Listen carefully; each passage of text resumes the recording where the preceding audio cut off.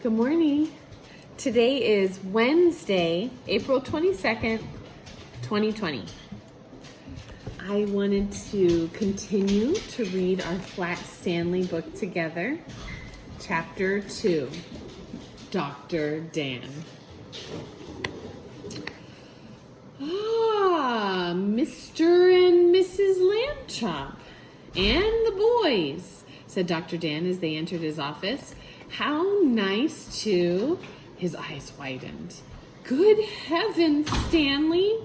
Mr. Lambchop, you really must do something about that bulletin board.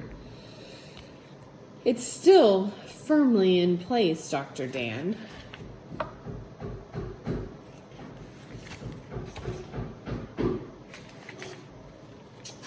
Mrs. Lambchop said, "We are at a loss to account for this attack of flatness."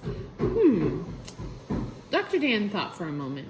Is there perhaps a family history of flatness? No, Dr. Lambchop said. We'd remember that. We got dressed for school, Stanley explained. We didn't even have breakfast, and all of a sudden, I got flat. Dr. Dan frowned. Nothing happened? Nothing at all? Well, Arthur hit me with a tennis ball, Stanley said, and then I banged my shoulder on... Aha! Jumping up! Dr. Dan took a large book from behind his desk and began to turn the pages. This is Dr. Franz. Let's see. Geimeister's excellent, difficult, and peculiar cases. Just let me find here. Oh, here it is. Flatness, page 217. He read aloud. Sudden flatness, extremely rare, minimal documentation, hearsay reports. Here it is. Dates back to the 5th century.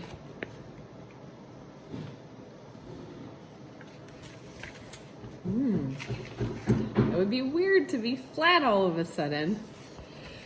During the Battle of Mongo, during battle, Mongo the Fierce, an aide to Attila the Hun, was struck twice simultaneously from behind and at once became no thicker than his shield. He became known as Mongo the Plate and lived to an old age without regaining his original girth.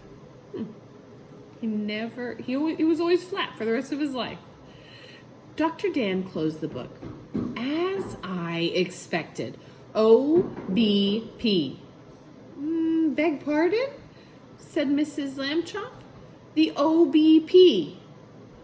Osteo balance point, Dr. Dan explained. A little known anatomical feature.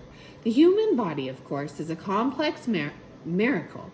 Its skeleton, a delicate framework of supports and balances.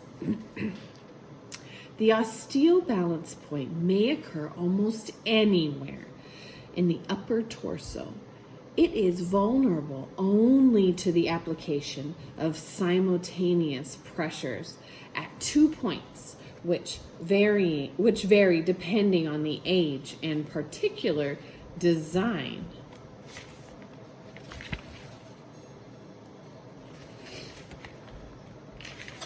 Let us say of the individual involved. In my opinion, the pressures created by the tennis ball and the shelf corner affected Stanley's OBP, thereby turning him flat. For a moment, everyone was silent.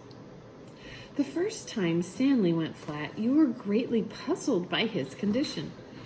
Well, Mr. Lambchop said at last, now you seem remarkably well informed. Well, I read up on it, said Dr. Dan. Mrs. Lambchop sighed. Perhaps we should seek a second opinion. who's the world's leading authority on the OBP?